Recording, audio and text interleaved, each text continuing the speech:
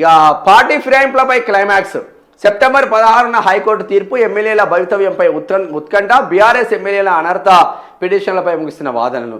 Speaker నిర్ణయాన్ని సవాల్ చేసిన బీఆర్ఎస్ బీజేపీ నేతలు.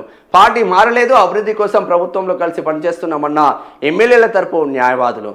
ఎన్నికల గెజిట్లు, అఫిడవిట్లు, వీడియోలు, మీడియా కథనాలు కోర్టు ముందుంచి పిటిషన్లు. ఇప్పుడు ఈ న్యాయమూర్తులకు కూడా కొంచెమన్నా ఉండాలి. న్యాయవాదులకు మా అభ్యర్థులు పార్టీ మారలేదు, మా అభ్యర్థులు ప్రభుత్వంతో కలిసి పనిచేస్తున్నారు, మా అభ్యర్థులు బీఆర్ఎస్తో గెలిచిండ్రు, పెళ్ళి ఒకదాంతో అయిపోయింది, సంసారం కాంగ్రెస్తో చేస్తున్నారు.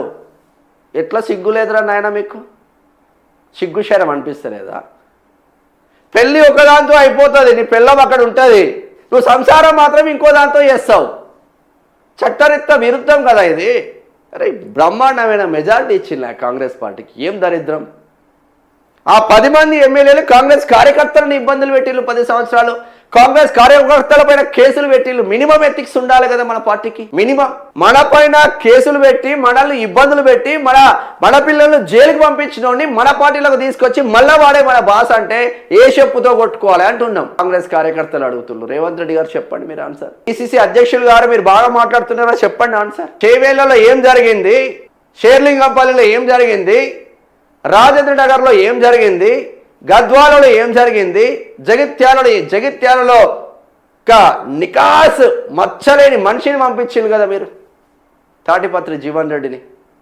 కడియం శ్రీహారి ఏం చేసిండే కాంగ్రెస్ పార్టీ కోసం?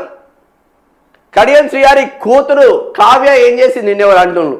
నువ్వు కాంగ్రెస్ పార్టీ కోసం ఏం చేసినావమ్మా సుష్మిత అమ్మ అంటున్నారు.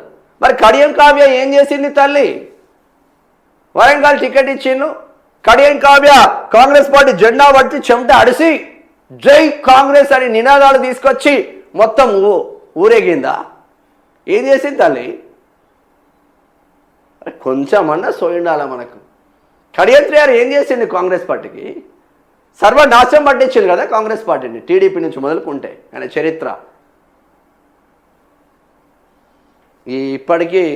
ఇప్పటికీ పార్టీ ఫిరాయింపులపై క్లైమాక్స్కి వచ్చిందంట. ఇప్పటికైనా వస్తుందా ఇది? సెప్టెంబర్ 16న హైకోర్టు తీర్పు ఇస్తుందంట. సెప్టెంబర్ 16న. ఆ 16 వరకు మా స్పీకర్ ఉంటాడా? మా స్పీకర్ గడ్డం ప్రసాద్ కుమార్ ఈ తతంగంలో, ఈ ఊపులో మావాడు హోమ్ మినిస్టర్ అవుతాడు. స్పీకరు అడ్లూరి లక్ష్మణ్కి ఇస్తున్నారు, రాసి పెట్టుకోండి మీరు. ఇక అప్పుడు మళ్ళీ కొత్త స్పీకర్ ఎంబడి తిరగాల మీరు. స్పీకర్ చేంజ్ కాబోతున్నారు రాష్ట్రంలో. ఇది దీనికి సంబంధించింది.